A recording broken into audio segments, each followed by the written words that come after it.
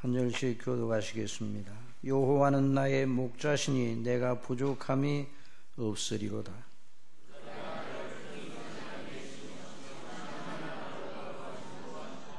내 영혼을 소생시키시고 자기 이름을 위하여 의의 길로 인도하시는도다.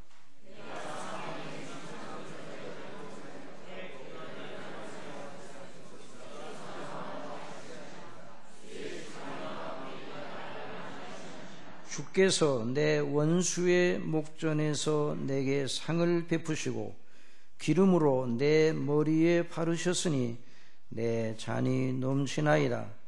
나의 평생의 선하심과 인자하심이 종종 나를 따르리니 내가 여호와의 집에 영원히 거하리로다.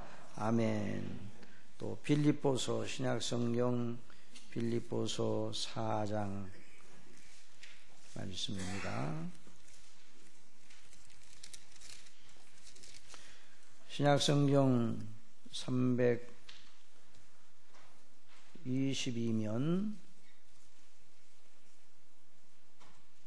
8절로 13절까지 한 절씩 교독하시겠습니다.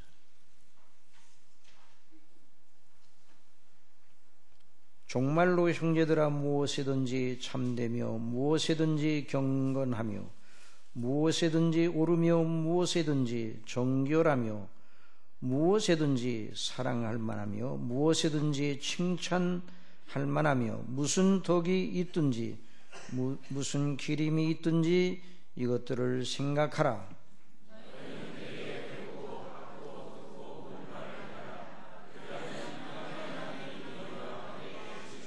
내가 주 안에서 크게 기뻐함은 너희가 나를 생각하던 것이 이제 다시 싹이 남이니 너희가 또한 이를 위하여 생각은 하였으나 기회가 없었느니라.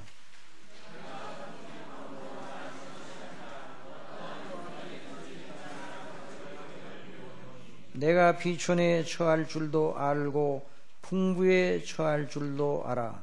모든 일에 배부르며 배고픔과 풍부와 궁핍에도 일체의 비결을 배웠노라. 내게 능력 주시는 자 안에서 내가 모든 것을 할 수 있느니라. 자, 시편 23편 여러분 지적해드렸죠. 목자와 양의 관계, 특히 양을 먹이고 치는 선한 목자와 그 목자의 돌봄을 받는 양의 처지에 비추어서 하나님과 우리의 관계를 나타내고 있습니다. 우리를 향하신 하나님의 실제를 아주 포괄적으로 나타내고 있어요. 그래서 이 시편 23편은 짧은 시편이면서도 성도의 지상 행로의 그 과정 전체를 아주 응축하여 표현하는 아주 대단히 귀한 말씀입니다. 그래서 다윗은 이 시편을 작성할 때 비유와 유비의 어법을 써서 좀 어려운 말이에요. 자, 비유, 어떤 일을 나타낼 때 다른 것에 빗대어 비유를 하고, 또 유비라는 건 종류가 같아 보이는 것을, 유사해 보이는 것을 빗대어 어떤 사실을 나타내려고 할 때 쓰는 어법이에요. 좀 어렵긴 하네요. 그런데 그렇게 하나님께서 이제 다윗을 감동하셔서 그런 방식을 써서 하나님과 우리의 관계를 나타낸 것입니다. 어떤 대목에서는 실제 목장으로 우리를 데려다 주어 생각하게 하고, 어떤 대목에서는 바로 하나님께서 우리 영혼을 다루시는 실제로 나아가기도 합니다. 어떤 경우에는 주님과 우리의 관계를 양과 목자의 관계에 이렇게 이제 비유적으로 또는 유비적으로 표현을 하기도 하지만, 어떤 경우에는 그 진리를 아주 그대로 직설적으로 표현하는 대목도 있습니다.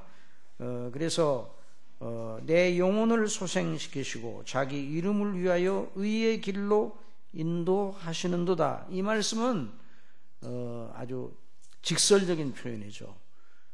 우리 하나님께서 저와 여러분의 영혼을 구원하시고 또 먹이시고 영적으로 먹이시고 하는 이런 놀라운 은혜의 영광을 이제 직설적으로 표현합니다. 그래서 비유 없이 자 그리하여 시편 23편은 성삼위 하나님께서 우리 영혼을 구원하시고 새롭게 하시고 연단하시고 거룩하게 하시는 행사를 우리 마음에 인상 깊게 각인시켜 주시는 말씀입니다. 여러분 목자 여기 여호와는 나의 목자시니 할 때 그 여호와는 누구시라고 그랬어요? 성부와 성자와 성령 성삼위 하나님. 그래서 우리 주님이 목자가 되신다. 또 우리 하나님 아버지께서 우리의 목자가 되시죠. 성령님께서 목자가 되셔서 성삼위께서 하나로 저희들을 사랑하셔서 목자가 되어주시는 것이죠. 자 이제 우리는 6번째 시간으로 거기 한번 다같이 본문 읽읍시다. 시작. 주께서 내 원수의 목전에서 내게 상을 베푸시고 기름으로 내 머리에 바르셨으니 내 잔이 넘치나이다 라는 본문을 따라서 은혜를 받기를 원합니다. 어제는 이 본문의 앞부분을 통하여 내 원수의 목전에서 내게 상을 베푸시고 라는 말씀을 통해서 영적 싸움과 그 싸움에서의 승리가 무엇을 의미하며 그 영광이 무엇인가, 또 우리가 어떻게 하나님 앞에서 받은 은혜대로 복음의 은혜대로 영적 전신갑주를 입고 마귀 원수와 싸울 것인가 하는 것을 공부를 하였습니다. 오늘은 그 부분과 연결 지어 생각은 하되 기름으로 내 머리에 바르셨으니 내 잔이 넘치나이다 라는 말씀을 공부하고자 합니다. 이 본문은 우리로 하여금 목자 그리스도 안에서 우리의 몫으로 주어진 영혼의 참된 만족이 무엇인지 깊이 생각하면서 탐문하도록 자극하게 충분한 본문이에요. 자, 내 잔이 넘치나이다. 한번 따라해보세요. 내 잔이 넘치나이다. 여러분의 잔은 어떻습니까? 내 잔은 아직 넘치지 못하고 내 잔은 왜 이렇게 모자라고 비어 있는지요? 이런 생각을 우리가 수시로 하거든요. 네, 그러지 말고 오늘 말씀을 통해서 왜 다윗이 이렇게 표현을 했는가? 다윗은 부족한 것이 있었습니까? 없었습니까? 다윗은 부족한 것이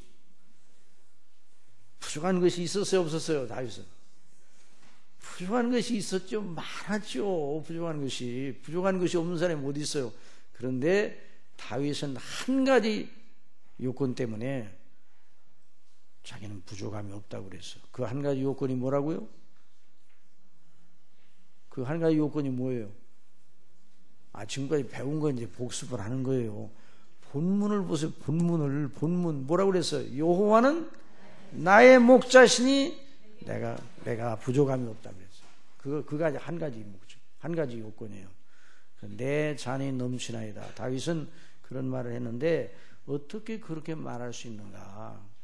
자, 오늘 그 말씀을 더 집중적으로 생각해 보고자 합니다. 하나님 아버지께서 그리스도 안에서 우리의 몫으로 주시어 누리게 하신 것이 바로 그리스도 안에는 참된 영적인 만족이에요. 그런데 그것을 우리의 몫으로 주셨는데 우리가 정작 누리지 못하는 경우들이 너무나 많습니다.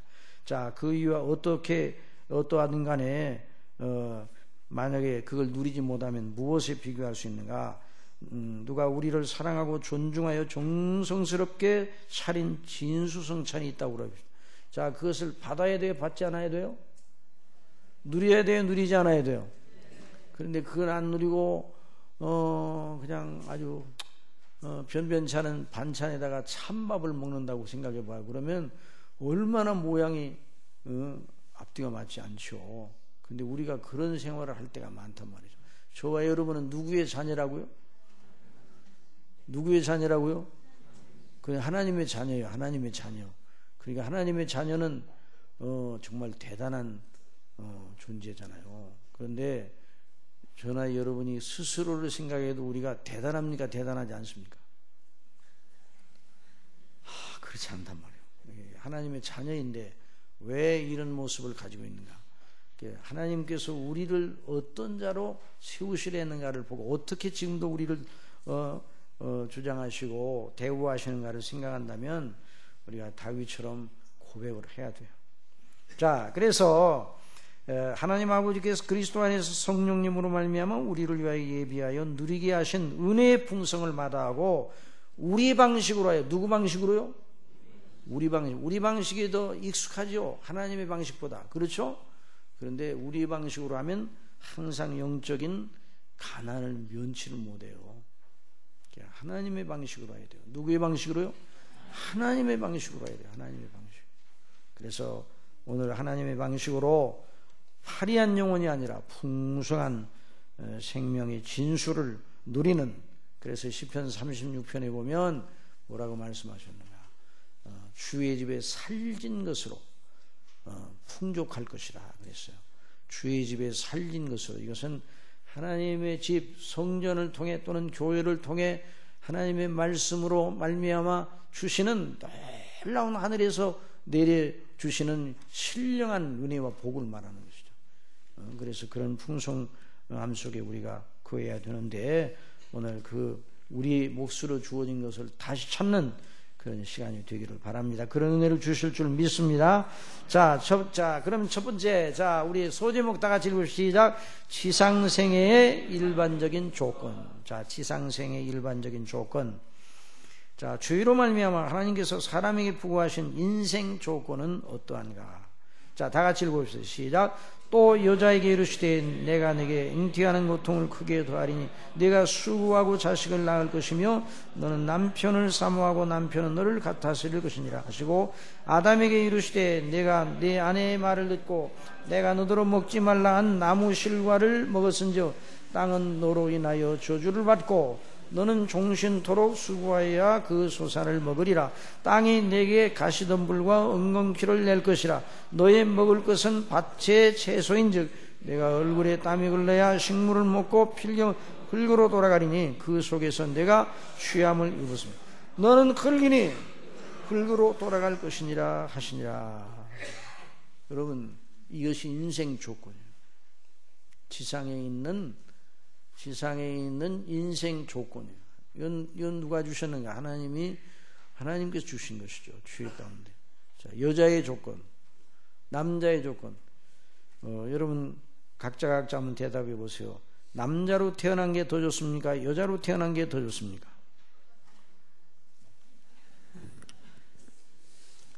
똑같아요. 여자는 여자대로 어렵고 남자는 남자대로 어렵고. 그래서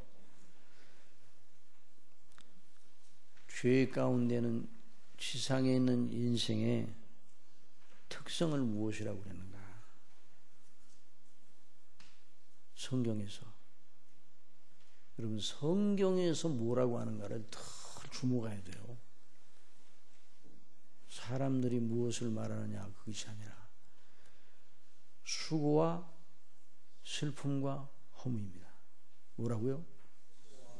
수고와 슬픔과 허무예요. 사람들은 좋은 일을 만나도 어떻게 해요? 좋은 일을 만나도 슬퍼해요. 너무 좋아서. 근데 왜 너무 좋아서 우리 슬퍼하는가? 인생에 아무리 좋은 일을 만나도 수고와 슬픔과 허무의 굴레를 벗어날 수가 없어요. 이걸 잊지 말아야 돼요. 자, 다 같이 읽읍시다. 시작. 우리의 연수가 70이요 강간하면 80이라도 그 연수의 자랑은 수고와 슬픔뿐이요 신속기간이 우리가 날아가나이다. 내가 이 세상에 살면서 울지 않은 사람이 없어요. 다 울어요. 마음으로 울고.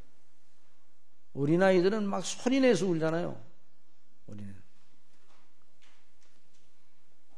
아프면 아프다고 그러지. 어른들은 아프면 아프다고 그래야 안 그래요? 그렇게 얘기 안 하죠. 안 해도 소리내서 울지는 않지만은 울고 있어. 울어요. 다 슬퍼요. 자, 이것이 인생의 또 허무예요. 자, 그 다음에 전도자가 뭐라고 다 거기 전도서 시작. 전도자가 가로되 헛되고 헛되며 헛되고 헛되니 모든 것이 헛되도다. 사람이 해야에서 수고하는 모든 수고가 자기에게 무엇이 유익한고 만물의 피곤함을 사람이 말로 다 할 수 없나니 눈은 보아도 족함이 없고 귀는 들어도 차지 아니하는도다. 이미 있던 것이 후에 다시 있겠고 이미 한 일을 후에 다시 할지라. 해 아래는 새 것이 없나니 무엇을 가리켜 이르기를 보라 이것이 새 것이라 할 것이 있으랴. 우리 오래전 세대에도 이미 있었느니라. 수고와 슬픔과 허무에 그 만족을 몰라요. 만족. 어느 누구라도 저나 여러분 모두 하나님께서 인생에게 부과하신 지상생의 인생 조건을 벗어날 수가 없습니다. 인간의 조건은 그러나 그것이 전부가 아닙니다. 죄에 대한 하나님의 판단을 받아 정죄를 당하고 그 책임으로 영원한 형벌에 처하게 된 것, 이건 정말 더 막심하고 어찌할 수 없는 비참하고 영원한 인생 조건입니다. 출로가 없어요. 출로. 인생은요 출로가 없어요. 출로. 그 자체로 보면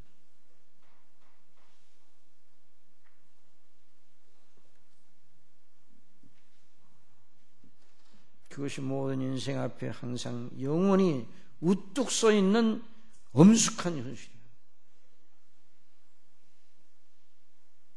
그 현실은 항상 현재 진행형입니다. 그래서 그 실상을 알면 애통할 수 없어요. 다 같이 읽어봅시다. 시작. 내가 웃음을 논하여 이르기를 미친 것이라 했고 희락을 논하여 이르기를 주여가 무엇을 하는가 하였노라. 그 다음에요. 슬퍼하며 애통하며 울지어다. 너희 웃음을 애통으로 너희 즐거움을 근심으로 바꿀지어다. 우리 인생의 진상을 알면 그럴 수밖에 없어요. 하나님 앞에 우리가 누구인지를 알면 더 그럴 수밖에 없어요. 그러니 이런 인생 조건 속에서 무슨 만족을 구하겠습니까?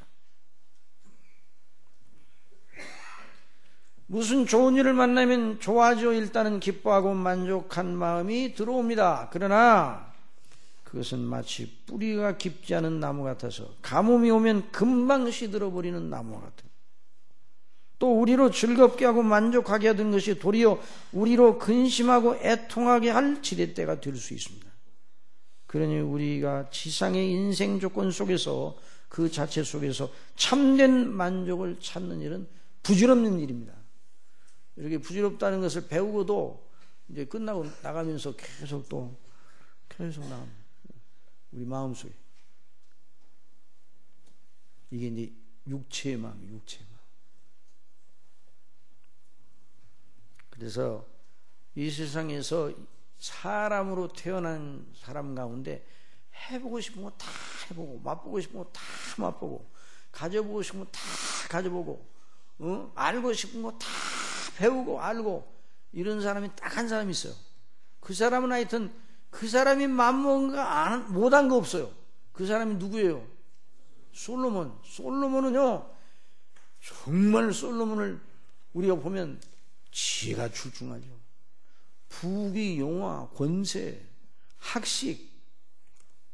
만약 솔로몬이 박사학위를 받았다면 여러 개 받았을 거예요. 정치학 박사, 행정학 박사, 또 역사, 또 원예학, 동물학, 대단한 그 모든 걸 다 누릴 수 있어요. 그런데 이 솔로몬이 말하는 걸 들어보세요. 거기 한번 보세요. 자, 다 같이 시작. 내가 이같이 창성하여 나보다 먼저 예루살렘에 있던 모든 자보다 지나고 내 지혜도 내게 여전하여 무엇이든지 내 눈이 원하는 것을 내가 금하지 아니하여 무엇이든지 내 마음이 즐거워하는 걸 내가 막지 아니하였으니 이는 나의 모든 수고를 내 마음이 기뻐하였습니다. 이것이 나의 모든 수고로 말미암아 얻은 분복이로다. 그러니까 복되잖아요. 복돼야 안 복돼요? 부러워요 안 부러워요? 안 부러워요? 근데 그건 더 읽어보세요. 시작. 그 후에 본즉 내 손으로 한 모든 일과 수고한 모든 소리가 다 헛되어 바람을 잡으려는 것이며 헤아려서 무익한 것이로다. 이것이 인간 조건이에요. 인간 조건. 그러니까 아무리 이 세상에서 아무리 날고 뛴다 할지라도 이 세상의 것으로 만족을 얻을 수가 없어요. 눈은 보아도 족함이 없어요. 귀는 들어도 차지 않는다고 했어요. 그러니까 죄 가운데 있는 인생, 그리고 그 마지막이 뭐예요? 흙으로 돌아가. 흙으로. 너는 흙이니 흙으로 돌아가라. 하나님께서 이 말씀을 하실 때요, 정말 하나님은 그런 인생을 창조하신 적이 없어요. 흙으로 빚으셨잖아요. 그런데 생기를 코에다 불어넣으셨어요. 생명이 된지라 고상한 존재가 됐어요. 하나님께로부터 놀라운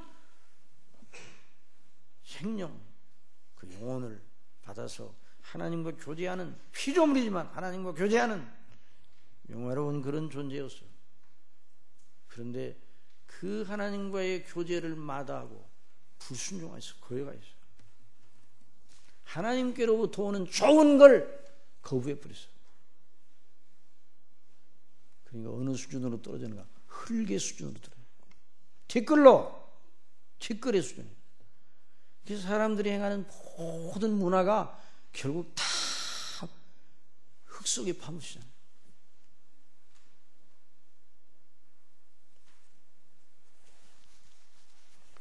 출路가 보이질 않아요. 그 자체에서는. 누가 그 인생 조건에서 누가 우리를 건지는가? 자, 봅시다.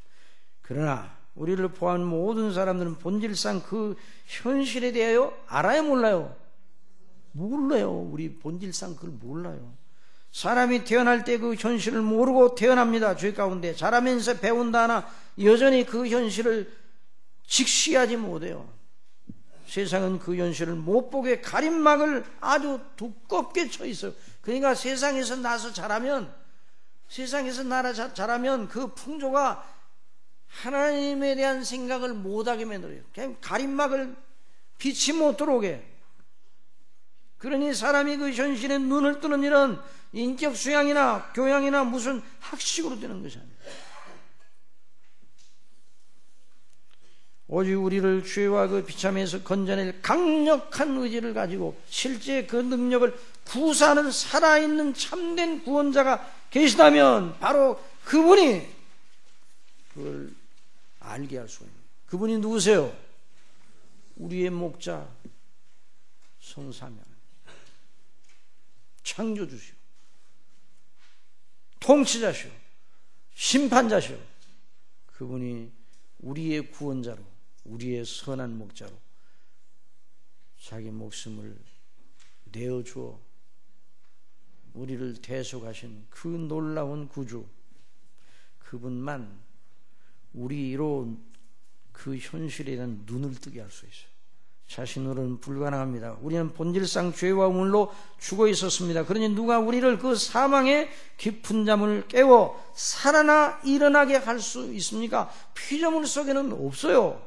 이 땅에도 없고 저 하늘에도 없습니다. 그 일은 피조물의 한계를 훨씬 뛰어넘는 일입니다. 하늘의 천사들이 총동원하여도 한 사람을 사망의 잠에서 일으켜 세울 수가 없어요. 하물며 사람들 스스로에게서는 얼마나 더욱 그러하겠습니까? 그러므로 피조물 세계에서 우리 영혼의 참된 평안과 기쁨과 행복과 만족을 찾는 일은 정말 무익하게 짝이 없습니다. 다 노인과 바다이다. 이게 무슨 말인가?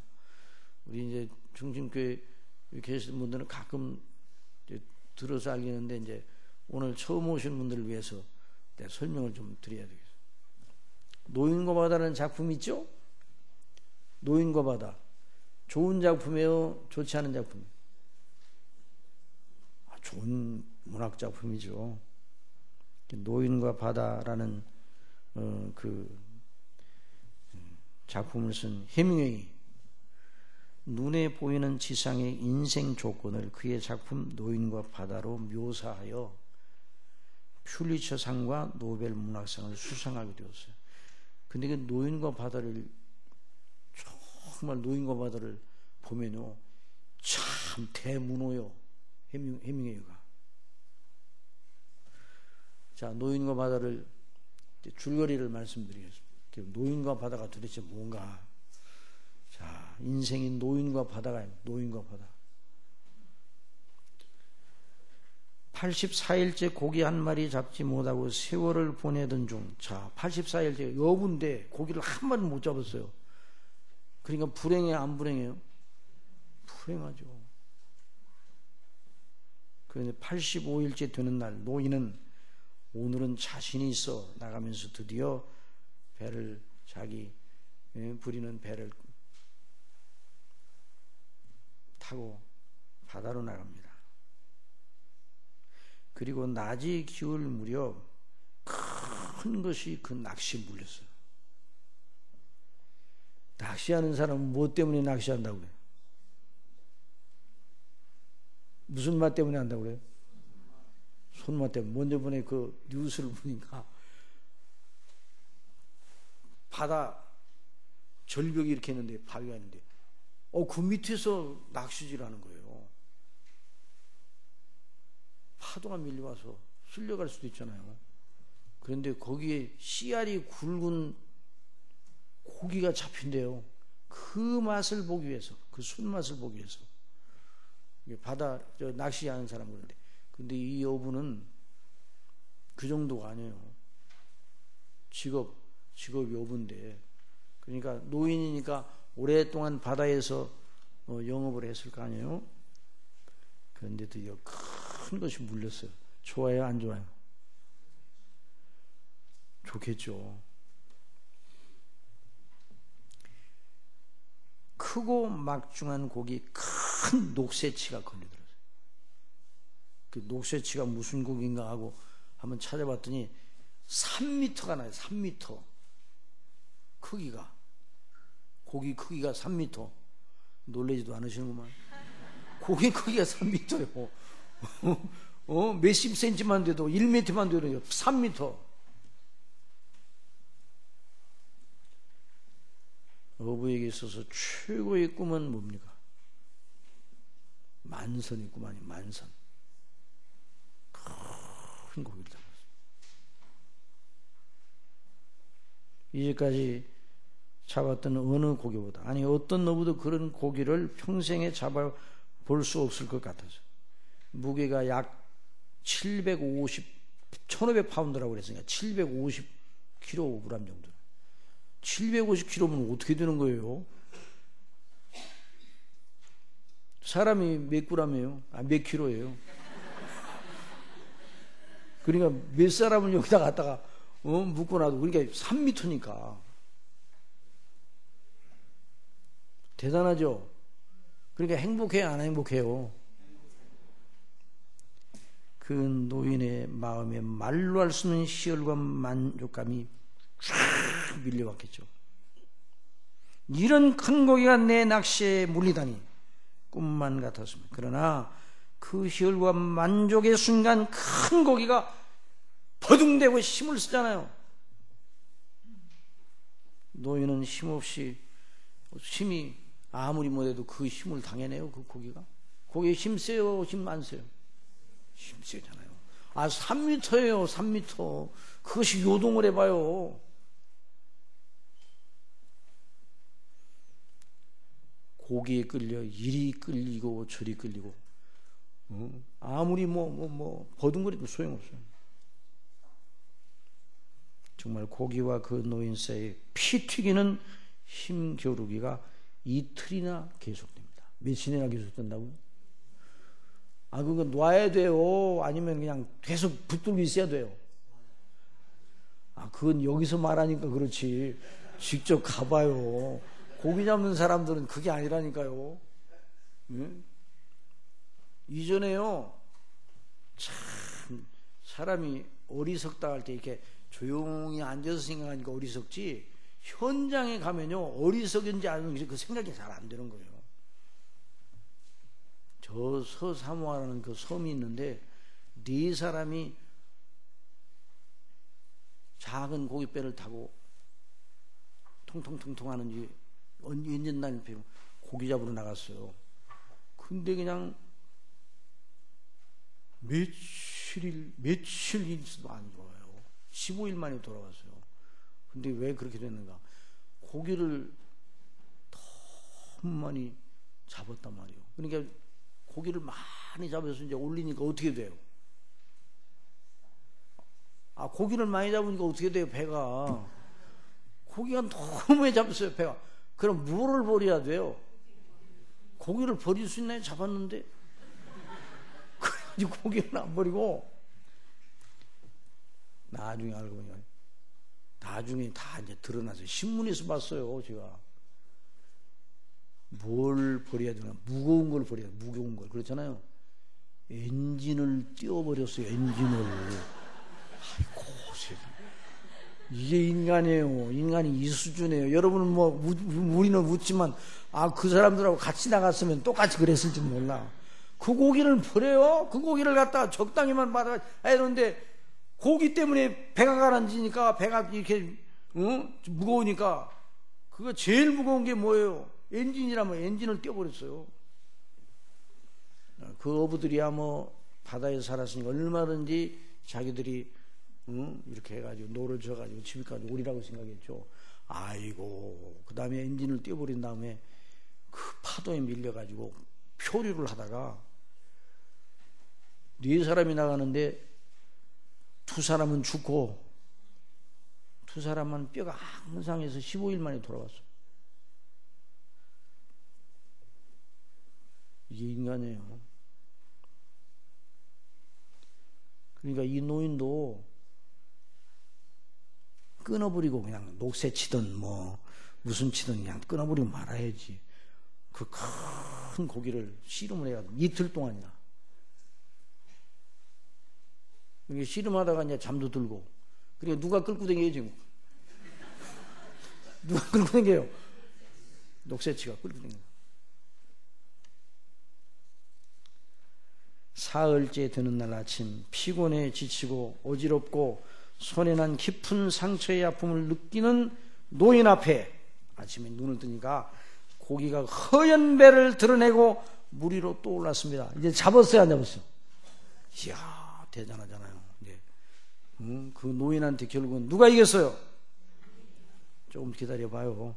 그 고기를 배 위로 올리게는 물이었어요. 어떻게 배 위로 올려요? 뭐 못하지. 그래서 노인은 자기 뱃전에 그 고기를 묶어맵니다. 뱃전에다가 고기를. 영화도 있어요. 그 영화. 그 배 길이만이야, 고기가. 3m니까 3m. 그리고 어디로? 자기 집으로 돌아가기 시작합니다. 뱃머리를 돌려 집으로 돌아가는데 집에서는 그를 따르는 수년의 노인을 걱정하며 기다리고 있었어요. 그런데 노인의 노고는 거기서 끝난 것이 아니었습니다. 큰 상어떼가 와서 그 고기를 물어뜯기 시작합니다. 그래가지고 그 상어떼와 함께 상어떼와 이제 싸움이 시작된 거예요. 그냥 배에서 그냥 그 노조는 막대기로 때리고 말이에요. 그러면 상어떼가 물러났다 또 뜯어먹고.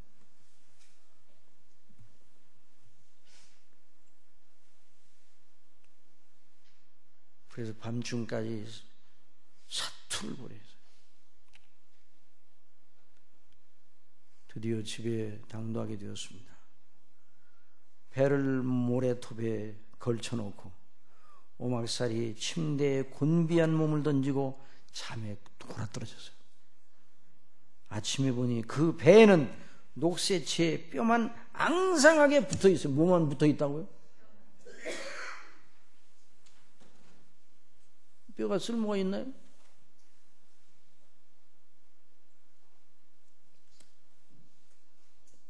그런데 잠에 오라떨어진 그 노인이 꿈을 꾸고 있는데 아프리카 사자를 쫓던 젊은 날에 그 꿈을 꾸고 있어. 그런데 소년이 물끄러미 쳐다봐요. 그것이 바로 마지막 장면이거든요.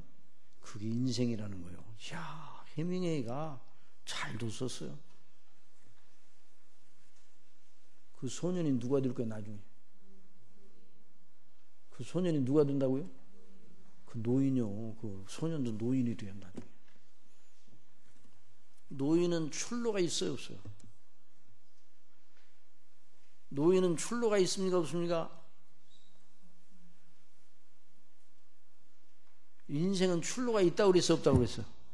그 자체로 보면 없어요. 그러니까 노인은요, 하나님 없는 노인은 어디로 돌아가요? 하나님 없는 노인은 어디로 돌아가요? 그 생각이 어디로 돌아가요? 생각이 젊은 날로 돌아가니 젊은 날. 젊은 날이 꿈을 꾸는데 사자 쫓던 꿈을 꾸는 거예요. 젊은 날.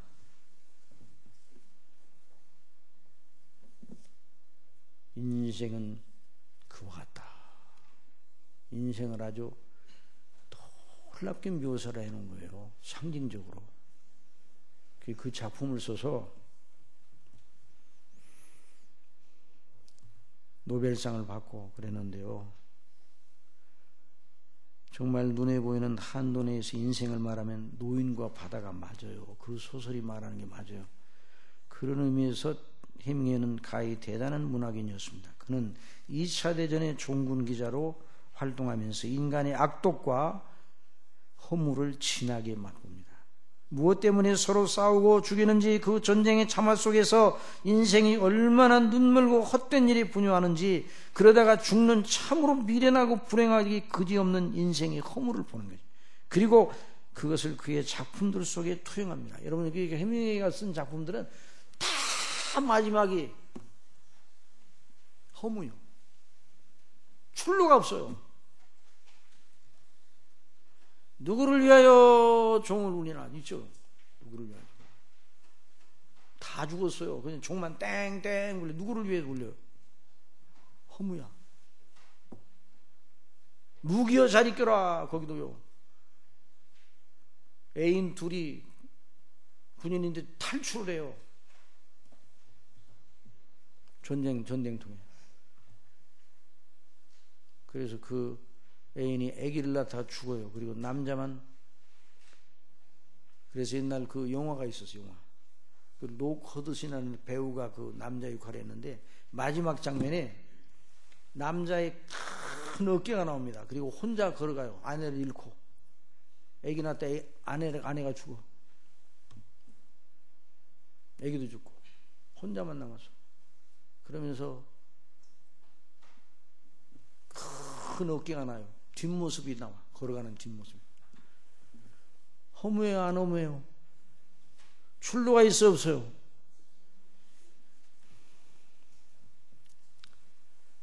그래서 그 꽉 막힌 인생 조건의 허무의 늪에서 자신을 건질 구원자, 전능자를 찾아야 되는데 몰랐어요. 아니, 싫어했어요. 그는 허무의 늪보다 더 무서운 영원한 멸망의 나락에 자신을 내던지고 말았습니다. 아이고, 정말.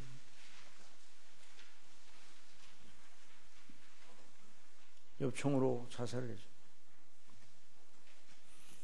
노벨상 받으라고 그러니까 안 받아요. 안 받아요. 왜? 노벨상 받아야 노인과 바다가 될 텐데 뭐. 그는 죽은 다음에야 비로소, 이건 이제 잘 알아요. 죽은 다음에야 비로소 전능자가 인생 조건의 답인 것을 알게 되었을 거예요. 그 하나님의 심판대 앞에서 바로 이분이 우리의 출로구나 하는 것을 그때서 알게 되어, 그때 가서 하나님 앞에. 그러나 때는 이미 늦었어요. 심판날은 은혜의 날이 아닙니다.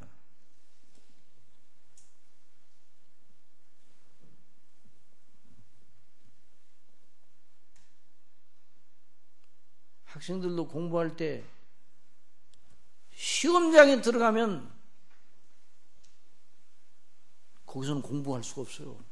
그 전에까지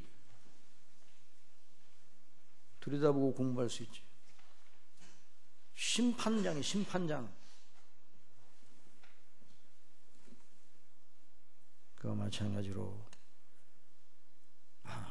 아무것도 모르고 꽉 막힌 인생의 조건만 쳐다보다가 아무것도 아니구나, 하나님 없이, 그리고 죽어서 깨게 되는 거예요.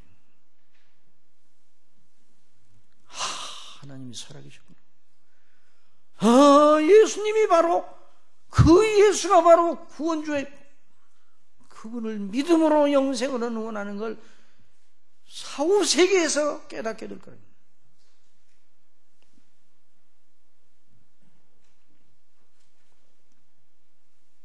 성도 여러분, 참된 유일한 종교 기독교, 그 경전인 하나님의 말씀으로서의 성경은 계속 오로지 창조주요 통치자시오 심판주이시면서 구원자이신 하나님과 그 은혜의 방식만 주목하라고 외치는 거예요. 그 외침에 사망의 잠에, 그 외침 때문에 사망의 잠에서 깨어나는 자가 있다면 그는 정말 행복한 자입니다. 다 같이 시작. 진실로 진실로 너희에게 이르노니 죽은 자들이 하나님의 아들의 음성을 들을 때가 오나니 곧 이때라. 듣는 자는 살아나리라. 인생에 출로가 있습니까 없습니까? 이제 대답하세요. 인생에 출로가 있어요 없어요? 있어요 없어요? 있어요. 누가 출로예요? 목자 되신 우리 주님이 출로예요. 하나님 아버지, 성령님이 우리의 출로예요.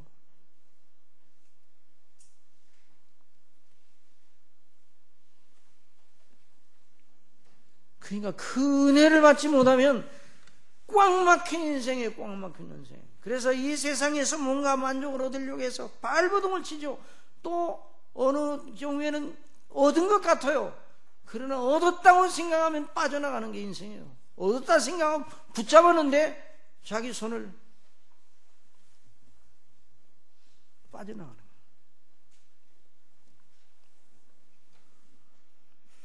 그러므로 거듭나야 됩니다.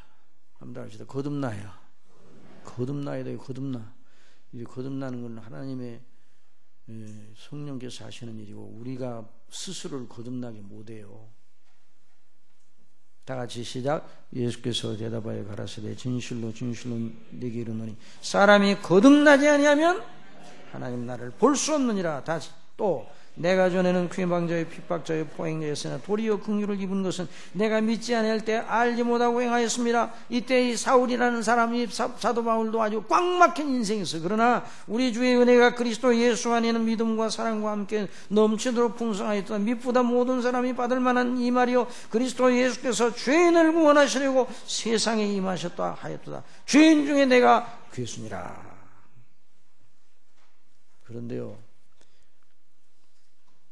해밍웨이 말고 또 다른 대문호가 있어요. 톨스토이. 여러분 톨스토이 아시죠? 학생들 톨스토이 아시죠?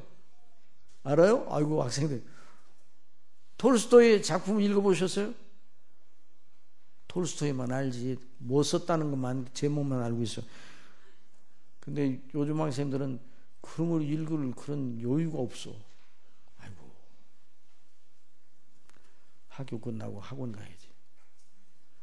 하여튼 믿거나 말거나에 나오는 나라가 우리나라예요. 믿거나 말거나. 아니 그런 나라가 있어요? 학교 끝나고 또 학원 가고 그래서 밤 10시까지 한번 나오더라니까요. 방송에. 새벽 6시에 일어나서 도시락 2개를 싸가지고 가는 나라. 10시 반에 돌아와서. 그 나라가 있습니다. 한국과 일본. 믿거나 말거나. 자, 그런데 이 톨스토이도 인생 조건의 허무와 슬픔을 안 사람이에요. 여러분, 모든 문학 작품은 다 슬퍼요, 안 슬퍼요? 슬퍼요, 안 슬퍼요? 다 슬퍼요. 여러분, 뭐 텔레비전 나오는 드라마도 슬퍼요, 안 슬퍼요? 아이고 슬프고 뭐 인생 얘기잖아요. 허구적인 얘기지만은 인생에서 일어날 수 있는 일들이잖아요.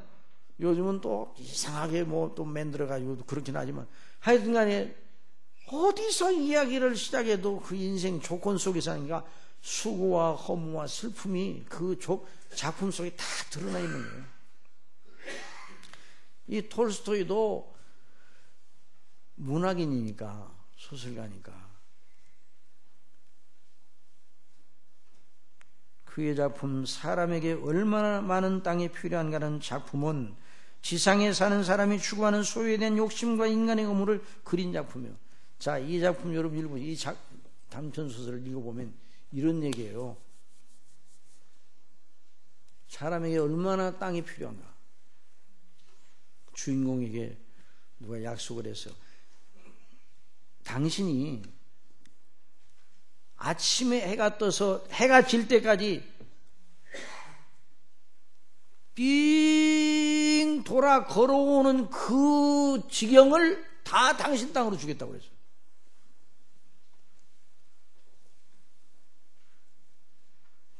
여기 녹분동에서 시작해가지고 아침에 딱 해가 뜰 때 시작해갖고 쭉 돌아가지고 다시 돌아오는 그 안에 있는 건 다 당신 거예요. 이제 그런다고 생각해봐. 그러면 어디서 시작해 어디까지 갈 거예요. 그래가지고 이제 그 약속을 했어요. 드디어 시작을 했어요. 넓게 돌아야 돼, 좁게 돌아야 돼. 넓게 돌아야 돼, 되도록이면. 넓게 돌아. 그 대신 해 넘어갈 때까지는 와야 돼요. 그 원점으로 와야 돼. 그래가지고 쫙 돌아가기 시작합니다. 웬만큼만 가서 얼른 돌아올 정도로만 가서 오면 얼마나 좋겠어. 더 넓게 돌아요, 더 넓게. 이쪽에서 소리칩니다. 아니에요, 이제 해가 뉘운 이제 질러오니까 빨리 돌아와야 돼, 빨리. 더 넓게 돌아오니까 돌았으니까 다시 올라니까 길게 돌았단 말이에요. 해가 질라고 그래. 그래, 어떻게 뛰어야 돼요? 어떻게 뛰어야 돼요? 죽으라고 뛰어, 죽으라고. 그래야 내 것이 되는 거예요. 원점이 돌아왔을 때 죽어버렸어. 원점이 돌아왔을 때. 하도 멀리 돌아가가지고. 웬만큼만 돌아야 되는데. 그러니까 우리 녹번동에 시작해서 은평구청에 거기 있는 데서 돌아와야 돼요. 그런데 그렇게 하지 말고 저기 저 강남 저 강 건너까지 돌아와가지고 다 이 안에 있는 거 다 내 거다. 그건 안 된다 이 말이에요. 그런데 저나 여러분이나 그런 제안을 정말 했고 그대로 된다고 그러면 어느 정도 돌까요? 그 주인공이나 별 진배가 없을 거예요. 그래가지고 그 사람이 이제 죽었어요. 죽어서 그 사람이 이제 무덤을 했는데 그 사람 무덤이 몇 평이나 죽었어요. 사람에게 그 땅밖에는 필요가, 그 땅만 필요하다. 인생의 허무예요. 그러니까 이 톨스토이도 그런 사람인데 그런 인생의 허무를 그렸어요. 그런데 그 단편 소설 속의 주인공이 바로 인생이에요. 그러나 너무 높게 돌아가다 결국 죽는데 여러분 인생 조건의 단면을 잘도 그리네. 그런데 톨스토이도 그 허물을 알았고 고통했지만 그는 하나님의 은혜의 부르심을 알았어요. 야, 톨스토이가요 참 해밍웨이는 꽉 막힌 인생을 봤는데 톨스토이는요 똑같은 허무주의에 빠져 있었는데 50 정도 됐을 때 무슨 생각이 들었는 거 아니에요?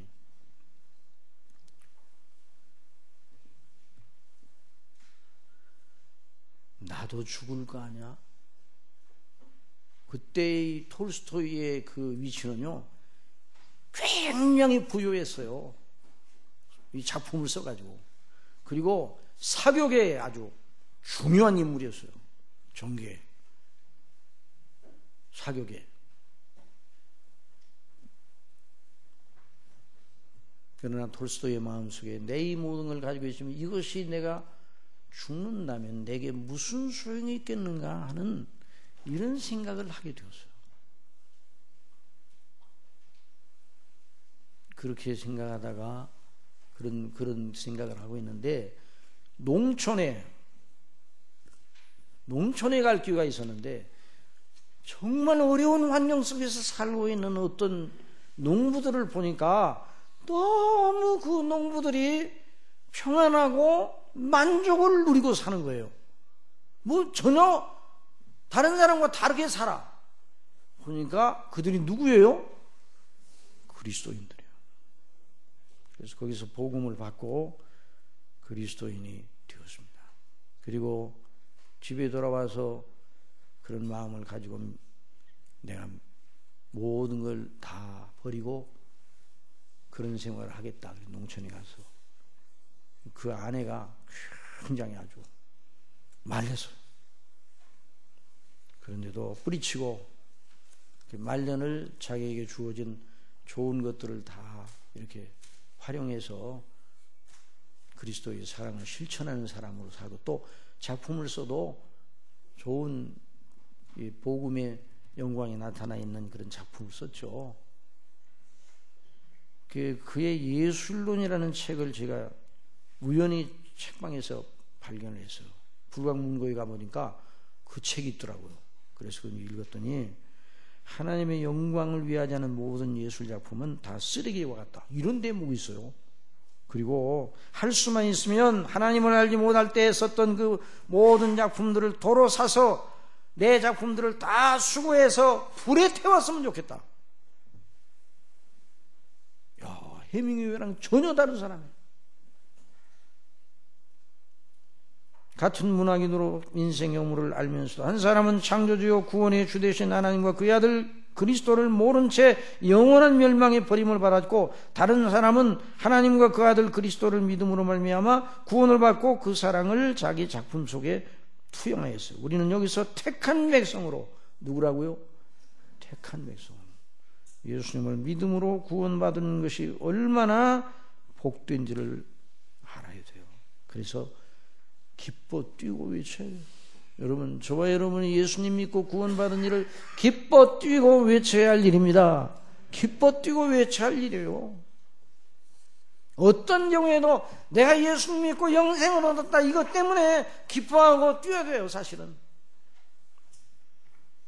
자, 베드로와 요한을 통해서 하나님의 놀라운 은혜로 그 안진뱅이였던 사람이 일어나 어떻게 했습니까? 다 같이 읽어봅시다. 시작. 베드로가 가로되 은과 금은 내게 없거니와 내게 있는 것으로 내게 주는 곧 나사렛 예수 그리스도의 이름으로 걸으라 하고 오른손을 잡아 일으키니 발과 발목이 곧 힘을 얻고 뛰어서서 걸으며 그들과 함께 성전으로 들어가면서 걷기도 하고 뛰기도 하며 하나님을 찬미하니 모든 백성이 그 걷는 것과 및 하나님을 찬미함을 보고 그 본래 성전 미문에 구걸하던 사람인 줄 알고 그의 당한 일을 인하여 심히 기이 여기며 놀라니라.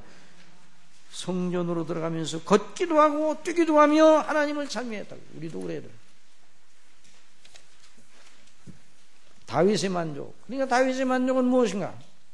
주께서 기름으로 내 머리에 부으셨으니 내 잔이 넘치나이다. 내 머리에 바르셨으니 그랬죠? 본문에는 부으셨으니 그래도 돼요. 사실 바르셨으니 그랬는데, 자, 이게 고백은 다윗의 신앙 고백입니다. 그러면 다윗이 이런 고백을 하게 된 경위는 무엇입니까? 그의 조건이 남달라서인가? 그가 왕이 되었기 때문인가? 이 시편은 그가 왕이 되었을 때 자기에게 주어진 풍성한 조건을 반영한 말이 아니에요. 이 고백은 전천후적 고백이에요. 전천후적 고백. 환난과 연단의 골짜기, 사망의 음침한 골짜기로 다니든 아니면 왕궁의 안락한 조건이 있든지 다 통하는 고백입니다. 그러니 이 고백은 단순한 일상의 조건을 두고 하는 고백이 아니라 더 깊은 영혼의 요구를 만족하게 하는 고백이에요.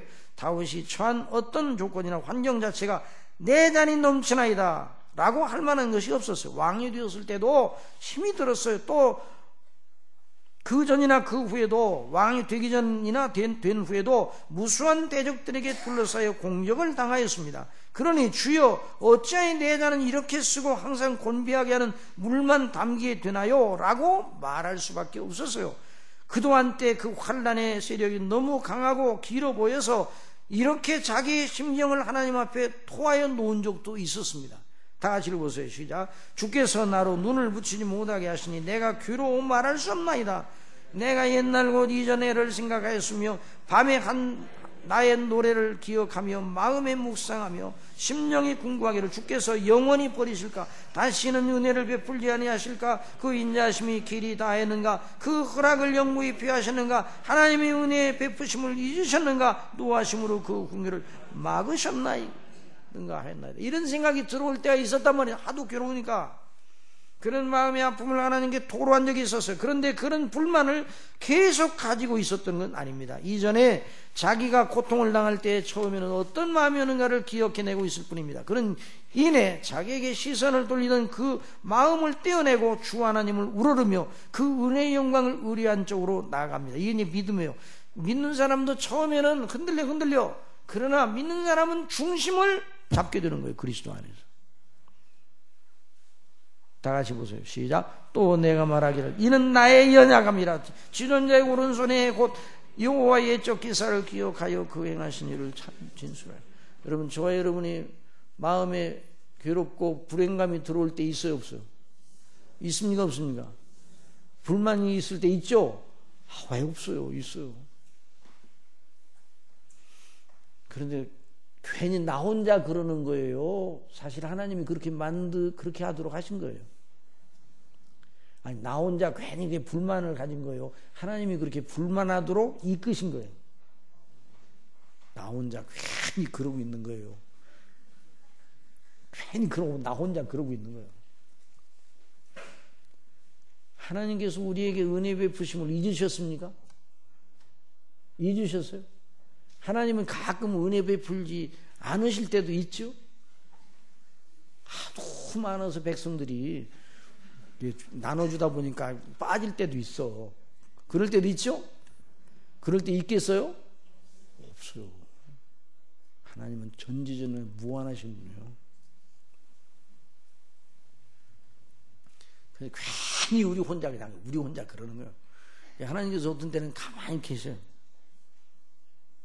우리 속에 계신 성령께서 근심하시죠.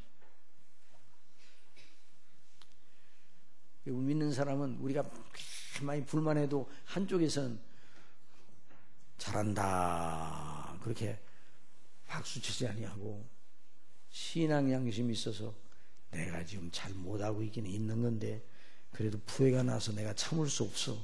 그러니까 주님 조금만 기다려 주세요. 이런 식이요. 괜히 혼자 그러는 거 혼자. 하나님은 저와 여러분을 향하여 한시도 은혜 베풀지 않으실 때가 없는 게 우리의 연약 때문이에요. 우리의 연약 때문에. 누구의 연약 때문에요? 저와 여러분의 연약 때문이에요. 그러니까 그런 생각이 드는 거예요. 기름으로 내 머리에 바르셨으니 내 잔이 넘치나이다. 자, 이 표현은 앞에서 주께서 원수의 목전에 상을 베풀이라는 표현과 연계시켜 보는 것이 좋을 듯합니다. 상을 베푸신다는 말은 승리한 장군이나 장병들의 왕의 잔치상을 베풀어 존귀하게 하는 걸 연상하는 말임을 우리가 앞에서 배웠습니다. 그러니 여기 기름으로 내 머리에 바르셨다는 표현을 그 문맥에 맞추고 해석해야 됩니다. 어떤 이들은 목자가 양에게 기름을 발라주는 일을 가지고 자기에게 베푸시는 영적인 은혜의 풍성함을 말한답니다. 그렇게 해석하는 분들도 있어요. 저 양에게 잠깐만 기름을 발라줘야지 벌레도 퇴치를 하고 또 양들이 서로 부대껴 가지고 머리로 그래야지 서로 상처를 낼 수 있으니까 기름을 발라줘야 이게 미끈미끈해 가지고 안 준다 이런 식으로 해석하는 경우도 있는데 앞뒤 문맥을 볼 때는 잔치에 초대한 손님을 존대하게 하는 그런 방식으로 해석을 해야 된다. 이게 칼빈 목사님의 주석을 보니까 그렇게 나와요. 목자는 자 그래서 그러나 그 해석은 앞에 있는 해석 무리한 해석이에요. 칼빈은 잔치상을 차리고 귀한 손님을 초대한 주인 측에서 행하던 습관에 빗대어 우리를 향하신 하나님의 은택을 말하는 것으로 해석한다. 주인은 초대한 귀한 손님에 대한 정중한 환영의 의미로 머리에 무엇을 부어줬다고요? 향유를 부어주고 발라줬어요. 고대 근동에서는 손님이 집으로 들어올 때 주인이 입구에 서서 그 손님의 머리에 기름을 발라서 그를 정중하게 맞아들이는 풍속이 있었다는 게, 또는 향유를 뿌려주고, 그리고 존귀한 손님에게는 잔이 넘치게 포도주를 따라주어 존대함을 표현하였다는 것입니다. 예수님께서도 시몬이라는 바리새파 사람의 집에 손님으로 초대받으셨을 때 시몬이 예수님의 머리에 기름을 발라드리지 않는 일이 있었어요. 마리아는 옥합을 깨뜨리고 예수님에게 기름을 나도 한 것을 부었는데도 불구하고, 그러니까 그 시몬이라는 사람이 아니 어떻게 그러느냐고 여러 가지 또 얘기를 했어요. 그럴 때 예수님께서 너는 내 머리에 감람유도 붓지 아니하였으되, 이렇게 말하는 장면이 나오거든요. 시편 23편 5절에서 시인은 지금 영적 싸움에서 이기어 하나님의 기뻐하심으로 잔치상에 초대되는 자신을 연상합니다. 하나님께서는 자신에게 늘 영적 싸움에서 이기게 하시고, 이기면 또 존대하여 필요한 은혜를 주시어 그 큰 행복감을 누리게 하신다는 거예요. 여러분, 영적 싸움, 시험을 우리가 맞아서 영적으로 싸워 믿음으로 이길 때 우리 심령이 기쁩니까, 안 기쁩니까? 기쁨이 흘러넘치게 하시는 거예요. 기쁨이 흘러넘치게 하시는 분이 누구세요? 성령님이세요.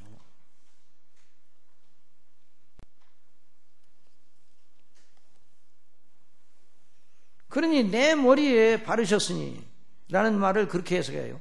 그런데 어떤 사람들은 내 머리에 바르셨다는 그 말을 자기를 왕으로 창립하신 일을 가리키는 것이 아니라 이렇게 해석하기도 하나, 그 해석에 무리가 있어요. 여기서 다윗은 자기의 왕권이나 어떤 은사나 어떤 능력 자체를 인하여 기뻐하기보다는 목자 되신 하나님과 양된 자신과의 관계에 집중을 하고 있어요. 자, 여기서 다윗이 말하고자 하는 무엇입니까? 다 같이 읽어보세요. 시작. 자기를 지으시고 조성하시고 택하시고 구원하시고 자녀로 삼으시고 하나님 나라의 백성의 영광에 이르게 하시고 늘 그런 식으로 자신을 존대하시며 풍성하게 은혜를 베풀어 주시어 대적들을 통하여 자기를 군방하는 마귀 원수를 영적으로 이기게 하시고, 이기면 받은 자밖에 알지 못하는 비밀스러운 기쁨과 만족을 더하시는 성삼위 하나님의 행사를 가르치거든요. 여러분, 하나님이 저와 여러분을 존대하십니까? 존대하지 않으십니까? 존대하십니다. 우리의 시각대로 하나님을 보면 안 돼요. 하나님은 얼마나 존대하십니까? 자, 여기서 우리는 다윗이 목자이신 주님 안에서 양으로 누리는 만족을 표현한 것임을 압니다. 양은 자기의 목자가 선하고 진실하고 능력 있고 자기를 사랑하고 존귀하게 여기면 더 이상 바랄 것이 없는 것이요. 그러니 다윗은 그리스도 안에서 나를 하나님께서 창세전에 죄에서 구원하시어 아들로 삼으시려고 예정하시고 그 구원의 뜻을 이루시며 그 은택으로 자신을 늘 범사에 존대하시는 하나님의 사랑을 생각하니 더 이상 바랄 것이 무엇이냐, 내 자리 넘치나이다. 기름으로 내 머리에 바르셨습니다. 다 같이 시작.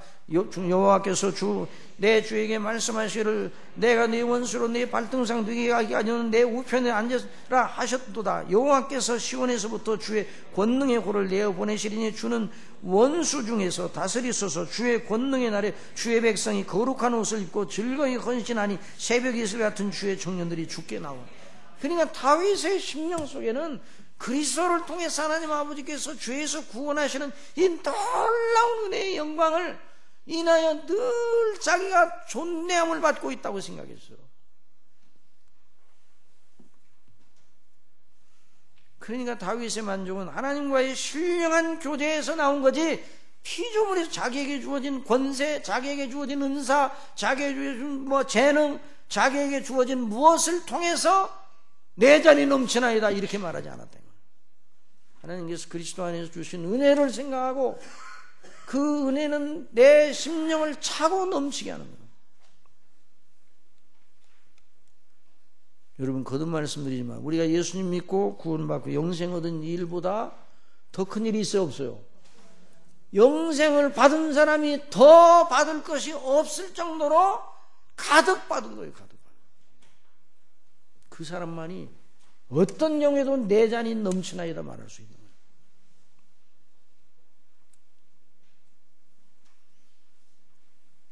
그 하나님께서 나를 존대하시고 보배롭게 여기시고 내가 너를 구속하여 지명하여 불렀으니 너는 내 것이라고 하지 않으셨습니까? 그 말씀 속에 들어있는 걸 보는 눈이 열리면 비로소 다른 것으로는 메울 수 없는 영혼의 욕구가 해소되고 마음이 참된 행복함으로 부풀어 오른다는 것입니다. 그러니까 이 경지를 우리가 우리 삶 속에서 우리 영혼이 맛보기를 희망해야 돼요. 맛보기. 왜? 이것이 이미 우리에게 몫으로 주어졌어요? 안 주어졌어요? 주어졌는데 이 맛이 무엇인지 몰라. 그러면 안 되지. 그래서 다윗이 그런 기도를 했잖아요. 거기 보세요. 그래서 시편 기자 다윗이 다 같이 시작. 내 눈을 열어서 주의 법에 귀한 것을 보게 하소서.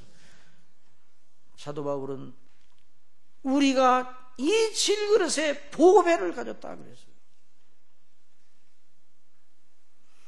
다윗으로 하여금 내 기름으로 내 머리에 바르셨으니 내 잔이 넘치는 아니다 하게 한 것이 무엇인가? 자신을 죄에서 구원하시어 영생하는 자녀로 받으시고 하나님 나라의 영원한 백성 삼아주신 그 사랑, 하나님의 사랑의 진실함을 그렇게 노래하고, 이 점을 우리가 언제나 잊지 말아야 돼. 다른 것으로는 우리 영혼에 참된 만족을 못 얻습니다. 이 땅에 사는 날 동안 우주를 내 이름으로 등기하여 소유로 삼게 되었다는들 무엇이 그리 좋을지. 다 같이 시작. 사람이 먹고 마시며 수고하는 가운데 심령으로 나르게 누리게 하는 것보다 나은 것이 없나니 내가 이것도 본즉 하나님의 손에서 나는 것이로다. 먹고 즐거워하는 일에 누가 나보다 승하랴. 하나님이 이 기뻐하는 자에게 지혜와 지식과 희락을 주시니 죄인에게는 노고를 주시고 저로 모아 쌓게 하사 하나님을 기뻐하는 자에게 주시나니. 야, 거기까지 읽으세요. 자, 이런 복을 받으면 좋아요, 안 좋아요? 좋아요, 안 좋아요? 자, 하나님께서 그래서 의인에게 여러 가지 좋은 걸 많이 주셨다 이 말이에요. 그런데 뭐라고 말하고 있어요? 그 모든 것들을 하나님께서 다 좋은 것들이 하나님께로부터 나잖아요. 먹고 마시고 뭐 즐거워하는 이런 거 다 하나님께 나잖아요. 그런데 그 자체만 가지고 하나님께서 우리에게 주셨다 할지라도 그 자체만 가지고는 나중에 결국 결산장이 뭐라고요? 그 자체만 가지고는 뭐예요? 죄로의 죄로, 허무의 허무. 이 대목을 잘 읽어야 돼요.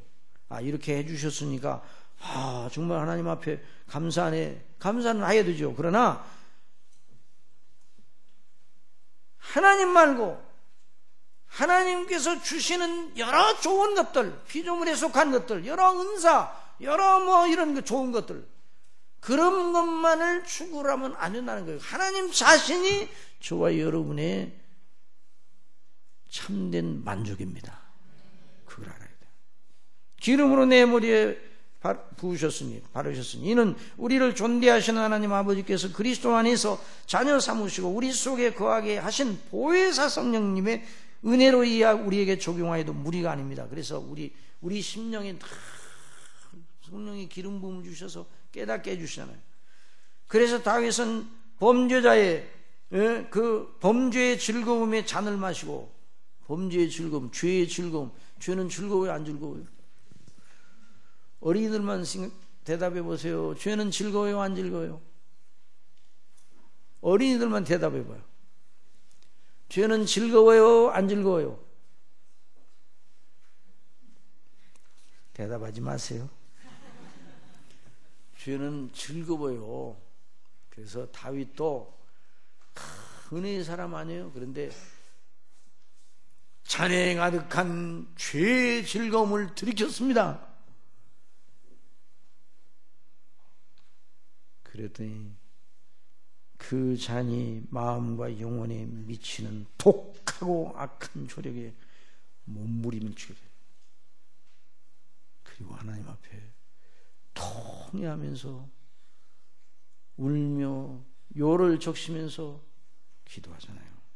다 같이 읽어보십시다. 나로 즐겁고 기쁜 소리를 듣게 하자. 여러분, 다윗으로 하여금 즐겁고 기쁜 소리는 뭐예요? 딱 한 가지밖에 없어요. 뭐예요? 하나님께서 사랑하시며 긍휼히 여기시며 용서해 주신다는 그 위에 다른 즐거움이 없어요. 꺾으신 뼈로 주께서 그 길고하게 하소서. 주의 얼굴을 내 죄에서 돌이키시고 내 모든 죄악을 도말하소서. 하나님이여 내 속에 정한 마음을 창조하시고. 무슨 마음이요? 깨끗한 마음을 주세요. 내 안에 정직한 영을 새롭게 하소서. 나를 주 앞에서 어떻게 한다고요? 쫓아내리매시면. 여러분 주님 앞에서 쫓아낸다, 쫓아냄을 받는다. 이건 정말 상상할 수 없는 일이에요. 주님의 성령 성신을 내게서 거두지 마소서. 주님의 성령의 감동하심을 거두지 말라고. 주님의 구원의 즐거움을 내게 회복시키시고. 여러분 하나님의 자녀로 죄에 빠지면 어떻게 되는가? 주님의 주시는 구원의 은혜가 별로 중요한 것처럼 안 여겨지기 시작해요. 여러분 구원의 즐거움이 여러분에게 큽니까? 크지 않습니까? 커요 안 커요? 그런데 구원의 즐거움 별로다는 생각이 들면 벌써 그 사람이 무디어져 있고 죄에 빠져 있는 거예요. 구원의 즐거움을 회복시키시고 자원하는 심정을 주사. 나를 붙드소서. 그리하시면 내가 범죄자에게 주의 도를 가르치리니 죄인들이 주께 돌아오리다. 하나님이여 나의 구원이 하나님이여 피 흘린 죄에서 나를 건지소서. 내 혀가 뭐만 노래한다고요? 주의 의를 높이 노래하리라. 내 잔이 넘치나이다. 정말 다른 것으로부터 오는 만족은 바람 앞에 촛불 같습니다. 오직 주님만으로 만족하는 만족, 그 안에 있는 보람 영광, 그 사랑의 깊이와 넓이와 높이와 길이를 아는 눈을 가질 때 누리는 만족, 그것은 전천후 만족이에요. 전천후 만족. 지난 월요일 우리 이제 평양 제일로에 목사님들 장로님들 모여서 예배 드려서 신년 함께 예배 드립시다 기도도 하고. 근데 이제 분당에서 27년 동안 목회하시는 목사님이 말씀을 하시더라고요. 교회를 처음 거기 분당 시작했을 때 아파트 거기서 이제 교회를 설립을 했어요. 그러니까 그 분당까지 우리 교회에서도 분당 여러분이 가서 그때 분당까지 거기서 못 와. 교통 때문에. 그러니까 거기다 교회를 다 세우니까 여러분들이 이제 등록을 하고 이제 다니기 시작하는데 집마다 가면 감사. 왜 감사하겠어요? 너무 감사해요 목사님. 70대 1로 됐어요. 70대 1 무슨 소리예요? 70대 1로 당첨됐다는 거예요. 그러니까 너무 감사하다는. 우리는요 40대 1로 됐어요. 다 그냥 감사가 넘쳐. 교회가 이제 그런 이제 빠른 시간 내에 교회가 이제 많이 이제 모여들었어. 그러니까 무슨 편성을 해야 되겠어요? 구역 편성을 하고, 구역 편성을 하니까 무슨 예배를 드려요? 구역 예배를 드려요. 집마다 돌아다니면서 구역 예배를 드리는데, 그리고 나서 이제 얼마 뒤에 또 신방을 했는데 감사 소리가 없어지고, 아이고 목사님 좀 아쉬워요. 뭐 아쉬워요? 조금 큰 걸 할 걸 그랬어요. 왜냐면 구역 예배에 갔다 보니까 자기 집보다 더 큰 집이 있단 말이에요. 그러니까 큰 걸 할 걸. 그것만 생각해요. 큰 것 청약했으면 안 될 수 있다는 걸 모르는 겁니다. 하여튼 큰 걸 할 걸. 만족이 없어요.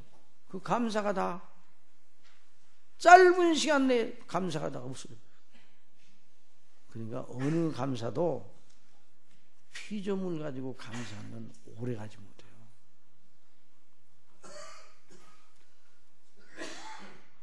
물론 뭐 감사해야 돼요. 우리가 모든 거예요. 자, 이것이 피조물로부터 오는 만족이에요. 그러니까 우리는 피조물로부터는 만족이 나중에 또 불행감으로 금방 사라집니다. 오직 주님의 은혜만 바라보고 감사, 찬미, 주님의 은혜만, 그래 그 시선을 떼서 사람과 피조물을 바라보기 시작하면 불만과 불행의 깃발이 우리 마음 한복판에 날리기 시작합니다. 그 만족감이, 이전에 있던 만족감이 바람과 함께 사라지는 것입니다. 바람과 함께 사라진다는 영화를 통해 그 영화 제작자가 엄청나게 돈을 벌었대요. 그런데 그 뒷배경 얘기를, 비하인드 스토리를 얘기하는데, 바람과 함께 사라지다는 영화를 통해서 엄청나게 돈을 버는데 그 돈도 어떻게 되는가? 바람과 함께 사라졌습니다. 그게 바로 인생의 인생. 자, 어느 누가 그러더라고요. 국회의원에 당선되면 10년 젊어질 엔돌핀이 나온다. 그 사람이 측정을 해봤는가 안 해는 거는 게. 여러분 국회의원 당선되면 좋겠어 안 좋겠어? 좋겠어 안 좋겠어? 좋겠죠. 그냥 당선에 축하해가지고 차대우선 고마워요 팡팡. 육변자 여러분 최선을 다하겠습니다. 국회에 이제 들어가기 시작해봐요.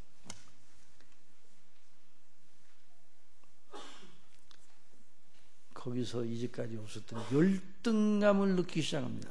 왜냐하면 자기보다 더 세력 있는 국회의원이 거기 있단 말이에요.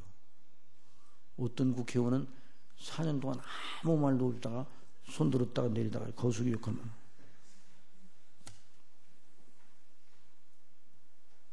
야심이 나와요.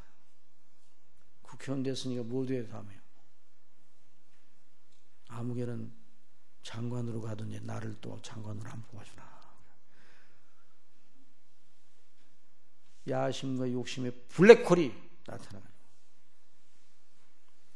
어느 것도 마찬가지요. 다른 것도 다. 그러니 인생의 진정한 상대는, 우리의 진정한 영혼의 상대는 주님 자신입니다. 그것이 바로 믿음의 진수요, 어떤 영에도 지옥 갈 내가 구원받아 하나님의 자녀가 되어 하나님의 나라의 영원한 기업을 물려받게 되었다는 사실을 생각하고 감격해야 내 잔이 넘치나이다 라는 말이 나오게 됩니다. 이 고백은 우리 사람 스스로의 힘으로 올라갈 경지가 아닙니다. 그러니까 내 잔이 넘치나이다, 이 말을 누가 하는 거예요? 정말 남들이 다 볼 때, 그 사람 자신이 볼 때도 잔이 정말 가득 넘쳤어. 정말 저 사람은 저 말을 할 만하구나. 그래서 나오는 말이 아니에요. 저 호주에 그런 사람 있죠. 이 팔도 다 없고 다리는 요만한 사람 있잖아요. 성경책 가지고 다니면서 일어날 때도 성경책 의지하고 이런 사람 있잖아요. 누구예요? 이름을 내가 분이찌찌? 왜? 부이찌죠? 네, 하여튼 그런 사람이 있어요. 근데 그런 사람이 내 잔이 넘치나이다 할 수 있어요, 없어요? 있어요, 없어요? 그 자신만 어떻게 해요? 여러 번 죽으려고 그랬대요, 어릴 때. 그런데 그리스도를 알고 헬렌 켈러가 내 잔이 넘치나이다 말할 수 있어요? 그러나 그가 그 영혼이 빛이 들어요. 내 잔이 넘치나이다.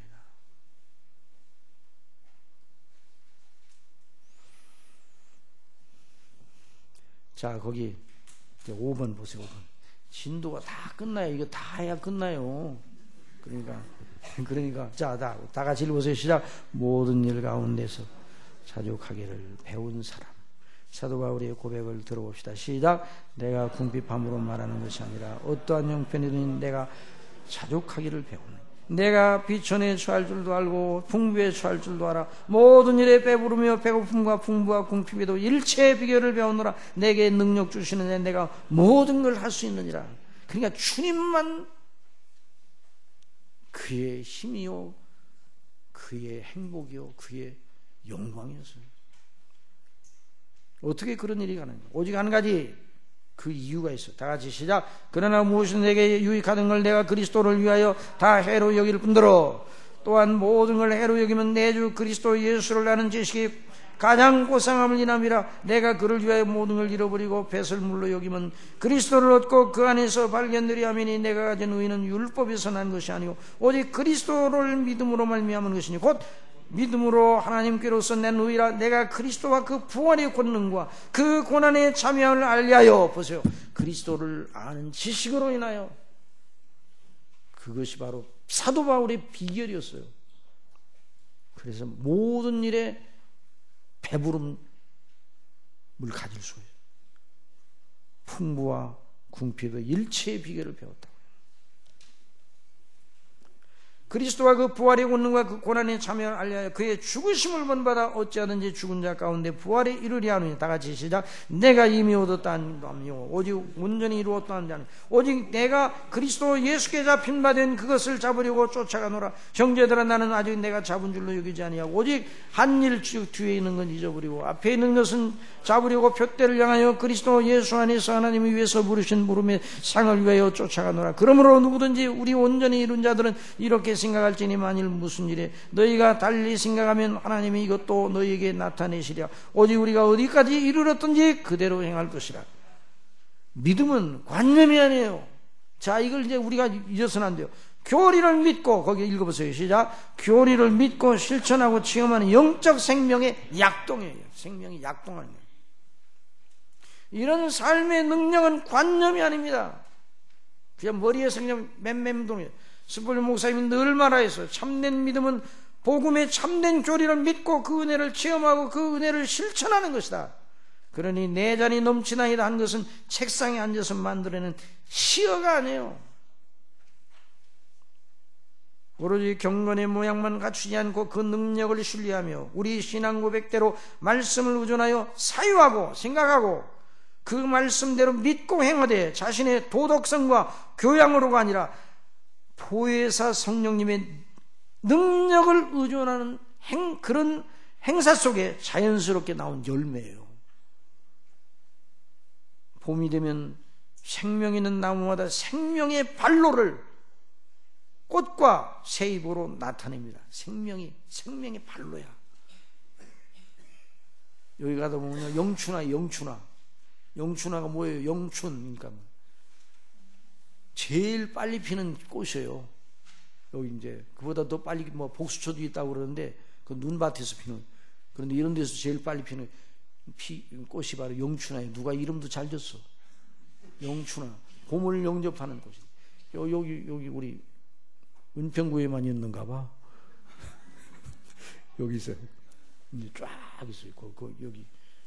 그래서 그 영춘화를 몇 가지를 끊어다가 우리 당회실 여기다 담아놨어요. 근데 이거 피려면 아직도 한 3주는 있어야 돼. 그런데 거기다 꼽아놨더니 와, 거기서 꽃대가 이렇게 나오더니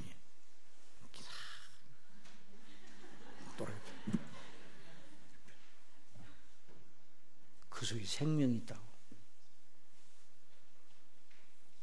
그건 이제 삽목을 할 수 있는 거예요. 꺾어가지고 나오면 거기서 나올 수 있는 그 생장력이 강한 건데, 자, 그리고 생명이 약동하지 않은 약동. 그러니까 내 잔이 넘치나이다. 이것은 믿음의 약동, 생명의 약동, 성령님의 감동하심을 받은 사람이 주님과 교제 속에서 나온 그 말이에요. 주께서 기름으로 내 머리에 바르셨으니 내 잔이 넘치나이다 할 수 있는 사람은 늘 말씀과 기도를 통하여 주시는 은혜, 그리스도와 그 십자가 대속의 은혜의 영광을 알고 그 안에 서기를 기뻐하는 자뿐입니다. 그러니까 실제로 예수 그리스도를 믿고 그 능력을 의지하고 말씀을 늘 상고하고 기도하고 반드시 은혜 줄 줄 믿고 기도하고 성령님의 인도하심을 늘 사모하는 사람, 이 사람 속에 주께서 내 원수의 목전에서 내게 상을 줄 것이고 내 머리에 기름을 내 머리에 바르셨으니 내 잔이 넘치나이다 할 수 있는 것입니다. 줄기차게, 거기 한번 까만 글씨 보세요. 그것도 줄기차게 부단하게 쉼없이 생명의 선질은 부단하게 생명의 약동을 멈추지 않는 것입니다. 생명은요 절대로 쉬지를 않아요. 지금 여러분 그 나무들 있잖아요. 나무들 지금 겨울에는 잠자요 안 자요? 자요 안 자요? 안 자요. 겨울에도 생명의 약동을 써요. 여러분 보리 있잖아요. 보리 봄에 그 이제 보리밭 밑에다 보일러 놓죠. 보일러 깔아주죠. 영하 15도 20도 될 때도 보리는 죽어야 안 죽어요? 안 죽어요. 왜? 생명의 활동을 계속 하는 거예요. 그러니까 그 추위를 이겨내요. 얼어 터지질 않아요. 이야, 하나님께서 그 보리에게 그 생명력을 주셨잖아요. 저와 여러분에게 이와 같은 놀라운 영생의 능력을 보여주셨습니다. 우리의 몫이 되어 있어요. 그러니까 이 경지에 올라가기 위해서 부단히 기도하고 하나님께 기도하고 간구하고 사모해야 돼요. 그럴 때 우리 심령 속에 내 잔이 넘치나이다 말할 수 있어요. 다른 사람이 볼 때는 잔이 넘치기는 아이고 저렇게 빈잔 가지고 넘친다고 그러네. 그러나 그 사람만이 알고 있는 거예요. 내 영혼의 잔이 넘치는 것이죠. 그 뒤에 마지막 뒤에 까만 글자 읽고 끝날게요. 다 같이 시작. 항상 기뻐하라. 쉬지 말고 기도하라. 범사에 감사하라. 이는 그리스도 예수 안에서 너희를 향하신 하나님의 뜻이니라. 성령을 소멸치 말고 예언을 멸시지 말고 범사에 의하여 좋은 것을 취하고 악한 막은 모든 명예를 버리라. 평강의 하나님이 친히 너희로 온전히 거룩하게 하시고 또 너희 온 영혼과 혼과 몸이 우리 주 예수 그리스도 강림하실 때에 흠없게 보존되기를 원하노라. 너희를 부르시는 이는 미쁘시니 그간 또한 이루시리라. 아멘. 자, 그래서 기도문을 썼어요. 자, 기도문을 다 같이 읽고 시작. 주여 저희로 하여금 주님 안에서 받은 구원의 은혜를 힘입어 성령님의 역사를 의존하여 우리가 그리스도와 함께 물려받게 되는 영광의 약속, 아버지의 집과 나라, 아버지의 나라의 영광에 우리의 소망의 닻을 내리게 하소서. 그럴 때 우리 심령 속에 내 잔이 넘치나이다 라고 말할 수 있습니다. 이 사람이 진정한 사람이로 태어난 복락이 무엇인가를 아는 사람이에요. 이 사람이 영혼을 내다보고 세상을 이기는 사람.